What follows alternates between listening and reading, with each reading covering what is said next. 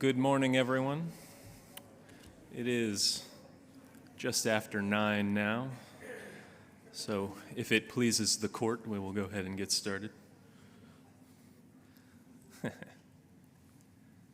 Unfortunately for y'all, that clock back there is broken, and I have a history of holding people hostage on Sunday morning classes, well past the time that the bell rings. But it's the start of a brand new quarter, so we're going to begin a brand new class. I know the bulletin says that Corey and I are both teaching this class, but we're not, up here tag teaming it today. I'm filling in this Sunday, and then in 2 weeks I'll fill in again, and then 2 weeks after that I'll fill in again. Kind of every other one. He had some other arrangements made, some preaching opportunities he had to do so to fill in. So this class for this quarter is titled Exodus, God Makes a Way.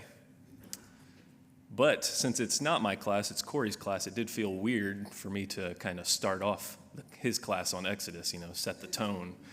So instead, we're going to do how God spoke to the fathers before Moses, which is basically all of Genesis right before we get into Exodus. So you can consider this isn't really class 1, we can call it class 0.5 or whatever.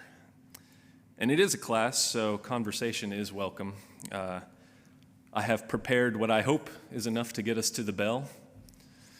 But if not, I'm going to lean on y'all. Feel free to add in if I miss anything, or if I say anything wrong. Absolutely, call me out on it.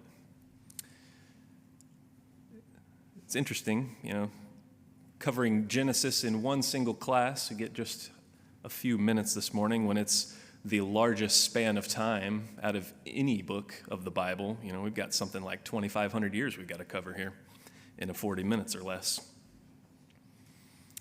But I love this opportunity. I'm always thankful to be given opportunities to teach because I'm a bit of a procrastinator, and having something that I consider this big on my plate means I got everything else done. Man, I was cleaning the house probably a couple times this week. I was sending emails that needed to get sent, playing video games, watching movies. It was great. But eventually, Judgment Day is here, and now I'm teaching the class. While I was reading through Genesis, it's always good to take time and read back through Genesis. You'll find something new in there every time you read through it again. And I liked to chase several other bunny trails, like in the beginning when God was describing the Garden of Eden and where the rivers flow.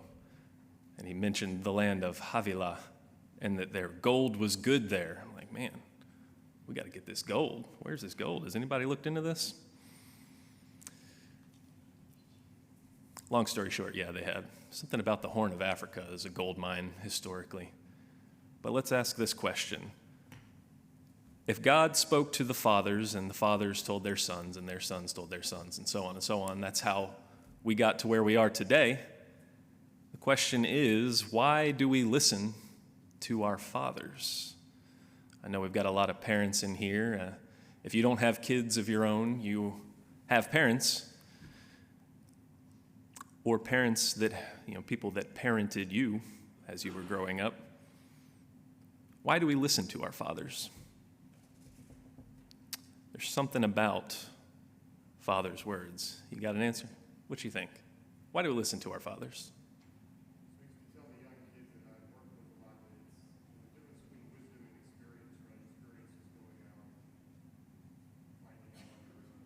Mm-hmm. Yeah.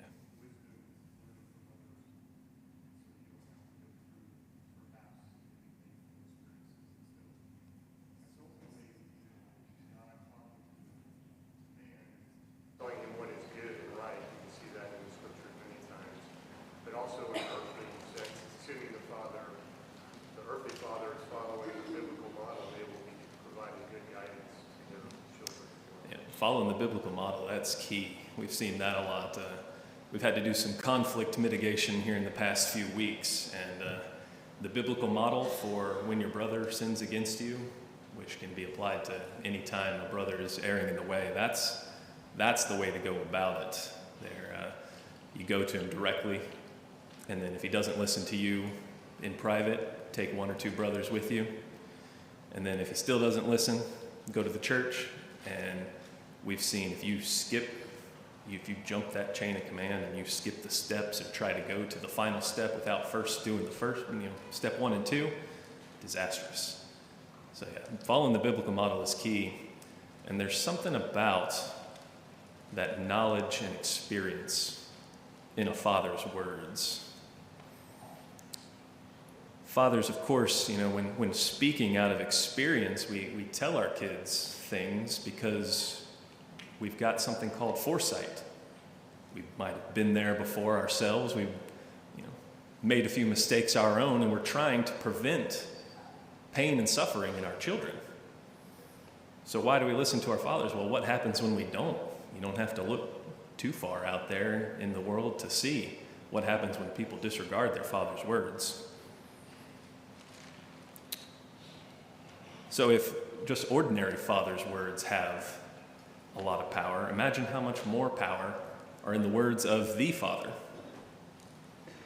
We see in the first chapter of Genesis, right in the very beginning, God the Father can speak the entire world into existence. Now that's power right there in the words.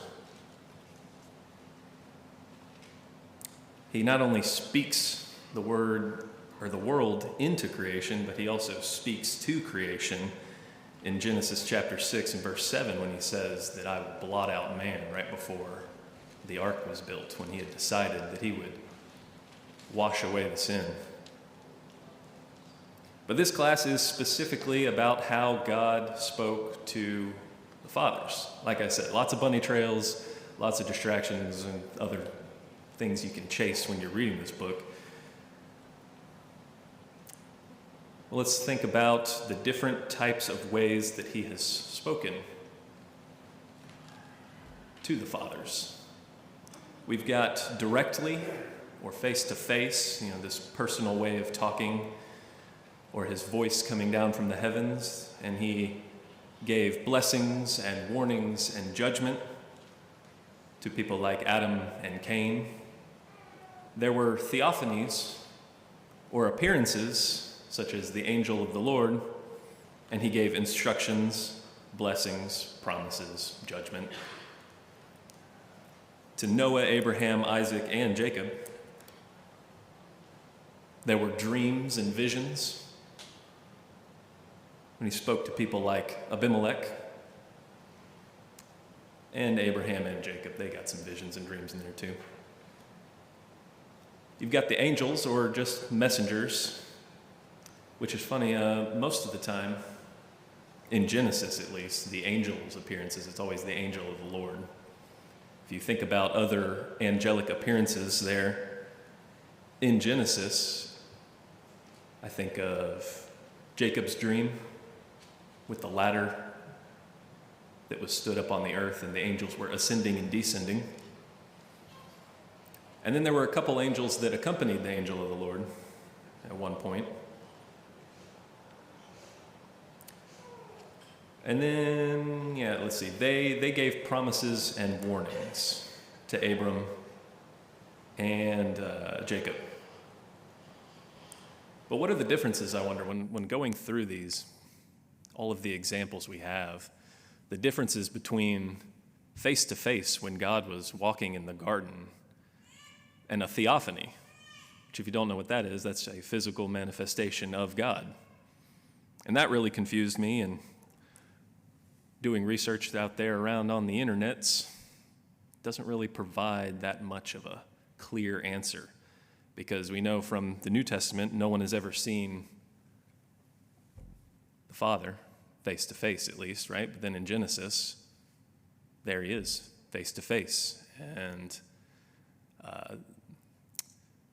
there when Jacob is wrestling, he says, I have seen God face to face. So obviously these aren't contradictions, but when you're out there in the world, people might try to present these to you as contradictions, so it's wise to know the difference. And The definitions given out there of theophanies is versus who was in the garden with Adam and Eve, the definitions are almost identical. So the best way to understand it that I've seen so far, maybe y'all can help out or provide a different example, but a theophany is more of a temporary appearance. You'll see these in the coming weeks. In the book of Exodus, you've got the burning bush. Chris, you got one again? What you got? What's the official definition?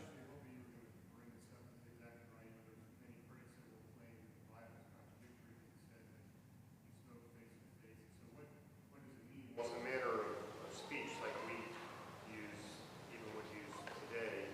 And the reality is that nobody has seen God. And what does that mean? Well, they haven't seen God in his full glory, in his spiritual sense, because we live in a physical world. And every one of the manifestations of God, to include Jesus, people saw Jesus. Was Jesus God? Well, yes. They didn't see God in the way that he truly is, in his spirit form and all his splendor and glory. Why? Because you would die physically. And God makes that clear when he speaks to Moses, and tells him that before he hides him in the cleft of the rock. And so that is it's the sense in which the word is being used, right? We talk about it today. In fact, I would venture to use an example. Nobody's actually seen me as a fighter pilot.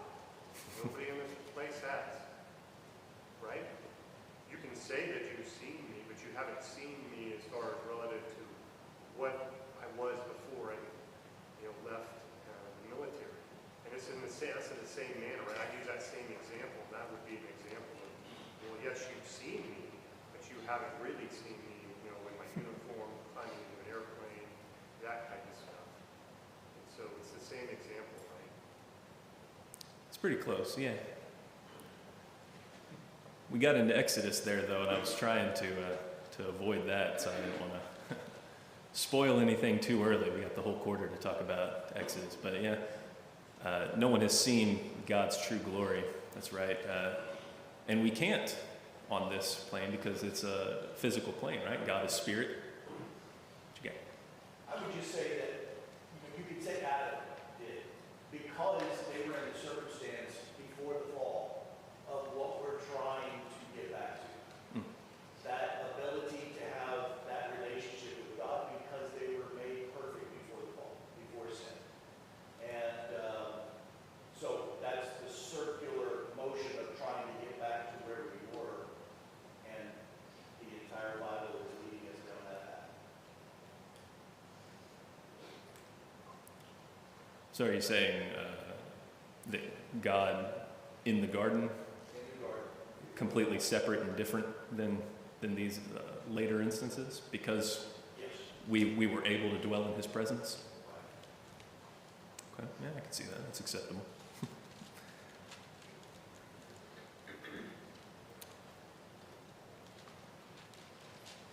It does seem as if you go down this list, these are kind of in chronological order, for the most part, for the book of Genesis, as far as how God is speaking to the fathers. He starts off face to face, directly, and then he moves to appearances. And then he goes back to dreams and visions. And then there's angels and messengers. And then finally, prophets. Abraham is listed as a prophet. It seems like God is moving further away. As sin enters the world, he sees that he needs to move back. But in all of these different types of ways that he spoke, we see a common theme in why he was speaking. It's instruction that he's given. It's warnings or promises. It's blessings, or it's judgment. So that's going to be our layout for today. We'll start with Maybe we'll start instruction. And we'll start in Genesis chapter 6, verses 14 through 16.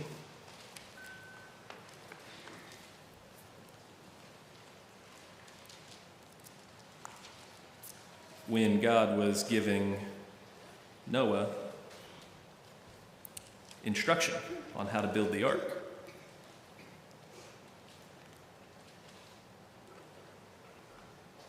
So you see here, starting in verse 13 even, and God said to Noah, I have determined to make an end of all flesh. For the earth is filled with violence through them. Behold, I will destroy them with the earth. Make yourself an ark of gopher wood. Make rooms in the ark and cover it inside and out with pitch. This is how you are to make it. The length of the ark is 300 cubits, its breadth 50 cubits, and its height 30 cubits. Make a roof for the ark and finish it to a cubit above. And set the door of the ark on its side. Make it with lower, second, and third decks. So we see very specific instructions that God gave to Noah. These dimensions are still used today for most ships, this 6-to-1 length to width ratio, because it minimizes the capsizing potential and it maximizes cargo capacity.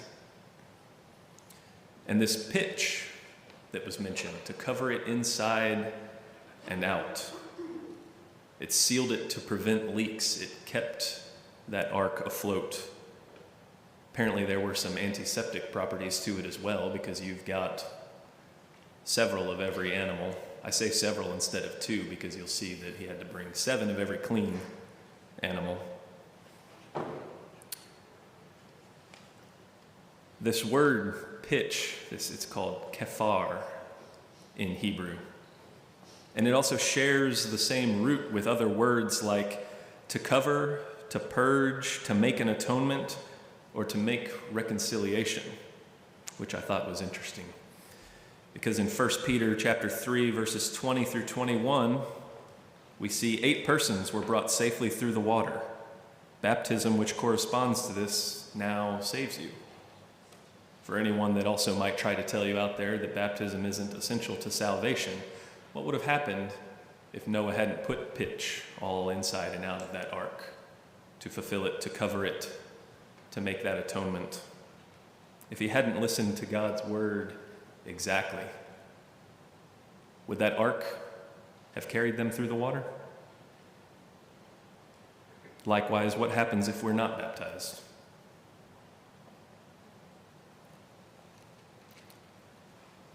The other instance of why God spoke to us were promises, which, warnings could also be considered promises, right? You think of it kind of like a Venn diagram. You've got judgment on one side and blessings on the other side of the Venn diagram. In the middle are going to be both promises and warnings. Kind of fall into both categories. Did I say that right? Might have had that backwards. I don't know. Somebody draw it up real quick. Let's see. Starting with the warnings, right there, obviously the very first one that probably comes to your mind when talking about Genesis is the one given to Adam, face to face there in the garden. Do not eat of the tree of knowledge and of good and evil. And then, of course, in Genesis chapter 4, verses 6 and 7, we'll talk about Adam and Cain a little bit more in a second, but let's go ahead and look at chapter 4 here.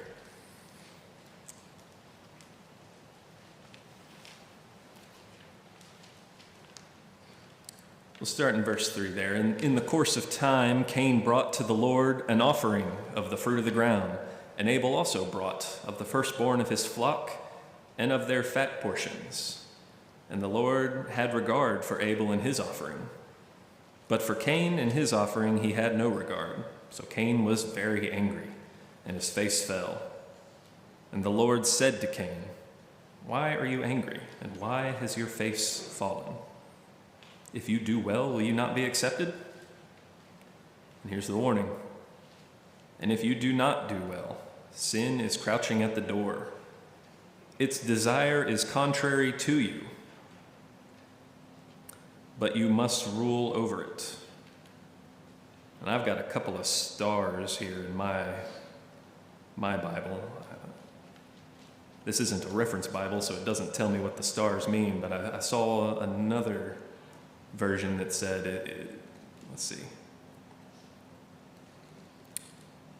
Sin is crouching at the door, and its desire is for you. So we've got different translations here that could say, sin's desire is contrary to what yours ought to be, but also it's crouching at the door. It's ready to devour you.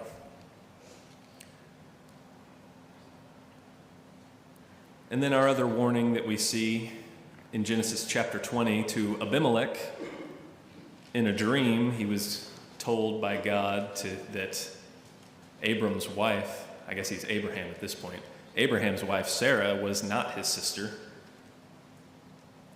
and he better not take her as a wife, which was another thing that just confuses me, blows my mind. I don't know how to say it. When you're reading through Genesis, he tried this twice, trying to say that Sarah was his sister. He did it first in Egypt to the Pharaoh, and then it happened again here with Abimelech.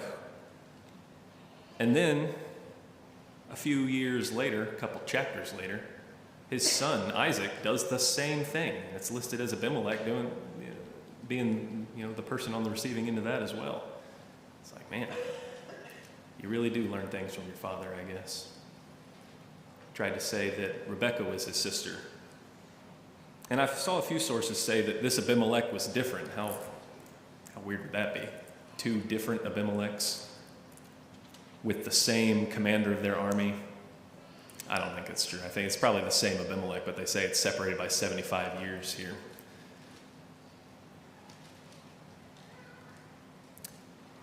And then we see promises with Noah at the end, after the floodwaters receded and all that. We get the covenant of the rainbow, that God is not going to destroy the world again a second time with water.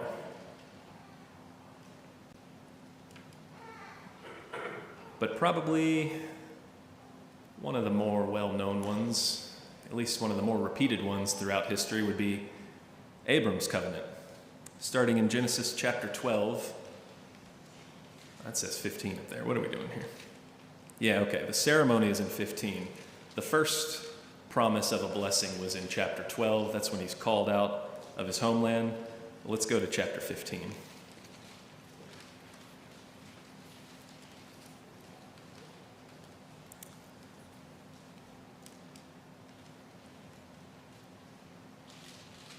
And here we have one of our types of ways that God spoke to man through a vision. It says, after these things, the word of the Lord came to Abram in a vision.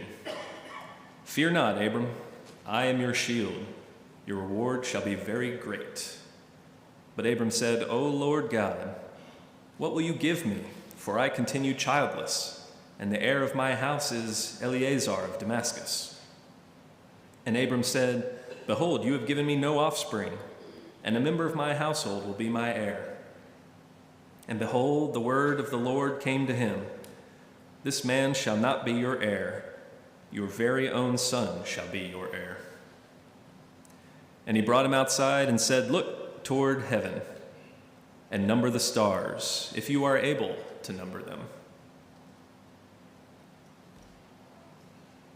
Then he said to him, So shall your offspring be. This promise was repeated a couple more times throughout the generations. They obviously didn't have it written down yet, so we've got it again. Abram's covenant was confirmed to Isaac later in Genesis chapter 26. It says, Now there was a famine in the land besides the former famine that was in the days of Abraham. Lots of cyclical activities here, lots of repetitiveness. And Isaac went to Gerar, to Abimelech, king of the Philistines. And the Lord appeared to him and said, Do not go down to Egypt. Dwell in the land which I shall tell you. Sojourn in this land, and I will be with you and will bless you. For to you and to your offspring I will give these lands, and I will establish the oath that I swore to Abraham your father. And then I will multiply your offspring as the stars of heaven, and I will give to you, or to your offspring, all these lands. and in your offspring all the nations of the earth shall be blessed, because Abraham obeyed my voice and kept my charge, my commandments, my statutes, and my law. And then once again, to his son, where we start to see this promise flourish a little bit, all the way in chapter 28, verses 12 through 13. And he dreamed, and behold, there was a ladder set up on the earth, and the top of it reached to heaven. And behold, the angels of God were ascending and descending upon this. So here we've got a bunch of stuff kind of coalescing here. We've got the promise. We've got God speaking to man through a dream. And we've got angels used. Verse 13, and behold, the Lord stood above it and said, I am the Lord, the God of Abraham your father, and the God of Isaac. The land on which you lie I will give to you and your offspring. Your offspring shall be like the dust of the earth, and you shall spread abroad to the west and to the east, and to the north and to the south. And in you and your offspring shall all the families of the earth be blessed.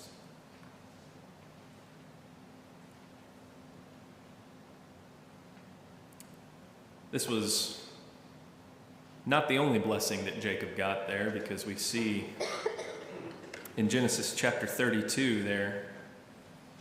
Let's go ahead and go over there. Let's look at this. I don't have this one on the slide. Let's see him wrestle with a man who's actually got him. Starting in verse 24 thereabouts. Yes, he's going to meet his brother, who many years before he had gotten his birthright from. And he was afraid. They hadn't seen each other since. He was afraid that his brother would still be upset about that, because, that's quite logical. Why wouldn't you be? And he's going to meet him and to make sure that, at this point he's got several sons, a couple of wives, lots of property. He wants to make sure that should his brother attack, that he's not completely wiped out. So he splits them up as they're coming towards Esau's place. It says here in verse 24, and Jacob was left alone, and a man wrestled with him until the breaking of the day. And when the man saw that he did not prevail against Jacob, he touched his hip socket. And Jacob's hip was put out of joint as he wrestled with him. And then he said, let me go, for the day has broken. But Jacob said, I will not let you go unless you bless me. And it's said at this point that, maybe he thought that was Esau that had come to wrestle with him in the night. And that's why he was so intent on not giving up. And then Jacob said to him, what is your name? Oh, no, this is God. And God said to him, what is your name? And he said, Jacob. And here we see the blessing start to take place. Then he said, your name shall no longer be called Jacob, but Israel, for you have striven with God and with men and have prevailed. And then Jacob asked him, please tell me your name. But he said, why is it that you ask my name? And there he blessed him. And this verse 29, all by itself there with no historical context, seems kind of innocent, but you look back, maybe some of the religions that were circulating around the area in this time in Egypt. I don't know. There's some kind of story there. I can't remember it. Maybe one of y'all remembers it exactly, but one of the Egyptian gods, if you knew his name, you would have all power over him. So some have speculated that maybe that's the kind of mindset Jacob's approaching this with. Tell me your name, now that he thinks that this is not just my brother that's wrestling with me here.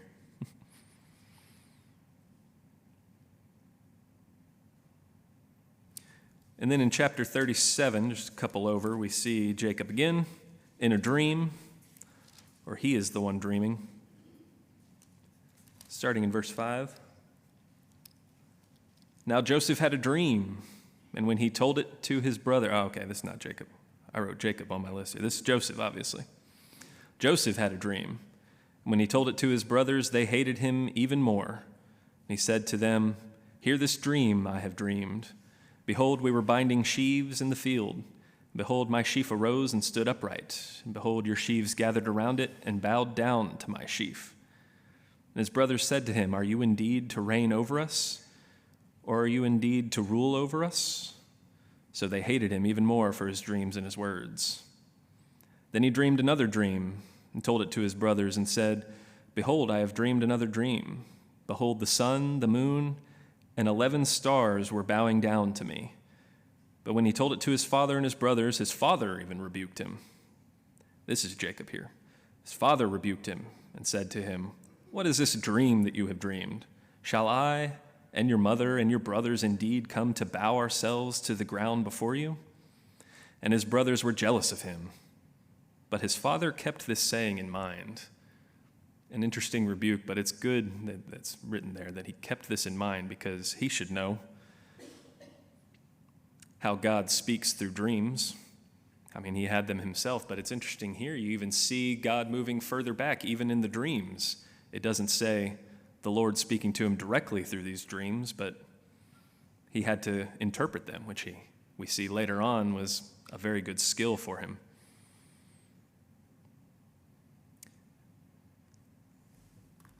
Our next category up is blessings. In reading through this, trying to gather up all the blessings, it seems like they're all related to being abundant and multiplying. We see there in the very beginning with Adam and Eve, God blessed them, and God said to them, "Be fruitful and multiply, and fill the earth and subdue it, and have dominion over the fish of the sea and over the birds of the heavens, and over every living thing that moves on the earth." The blessings, at least in Genesis, I won't speak for everything. This is just about the first book here. But they're all related to multiplying and filling the earth. This is the same blessing that God gave to every living creature, was to be fruitful and multiply. But there's something different in our blessing as mankind. We are to subdue the earth, have dominion over the fish of the sea and the birds of the heavens, and over every living thing that moves on the earth. We are given a special status among all of creation. We're given authority over all the earth, and we are made in the image of God. And this blessing, again, is repeated to Noah's sons after they get off the earth, or off the ark, not off the earth, not yet. We're not there yet. Off the ark. And Abram, of course, blessed to be multiplied tons of times, starting with Isaac, his son of promise. But unfortunately, Abraham did not live long enough to see this promise fulfilled, or this blessing. But does that make God's words any less powerful or any less reliable just because Abraham didn't live long enough? The answer is no. And then finally, judgments. We'll go back to the beginning. Genesis 4, chapters 9 through 15. Judgments.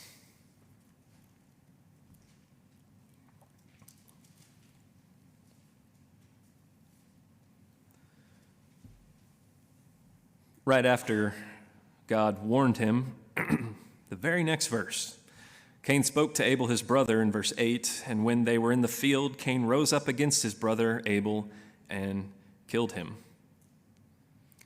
And the Lord said to Cain, "Where is Abel your brother?" And he said, "I do not know. Am I my brother's keeper?" Which is, I don't know, he's got quite the nerve to come at God like this, with this type of tone. Apparently translated, it's even more sarcastic. Directly translated from the Hebrew, it comes to something like, "Do I look like a brother keeper?" When God asks him, where is the sheep keeper? Cain says, "I don't know. Do I look like a brother keeper?" And this adverb, where is your brother, is the same one that was used just earlier in Genesis chapter 3 to his parents, Adam and Eve, right after they ate from the tree of knowledge and of good and evil. This where, this form, this Hebrew word for where. But the Lord God called to the man and said to him, "Where are you?" And he said, "I heard the sound of you in the garden, and I was afraid, because I was naked, and I hid myself." God knows all. I mean, is he asking because he didn't know where Abel was? Or where he didn't know where Adam and Eve were when they hid themselves? He wasn't asking these two men about a geographical location, because he knows exactly where they were. He knew what Cain had done. He knew where Adam was hiding. And this is a relational question meant to evoke reflection on our actions. Where are you? God asks us this today when we try to hide ourselves from him after we sin. And the very first words recorded of man speaking to God, obviously there was some stuff behind the scenes, because we read earlier that God brought every animal to Adam and he named them. So there was some dialogue that could have taken place. We don't know how much time was in between all of this, but the first recorded words of Adam speaking back to God, and he's afraid. Afraid of the only one who can make it better.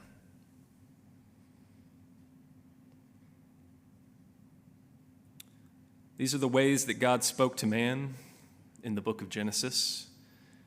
And it's true, he speaks a little differently today. God's voice seemingly moved further and further from us.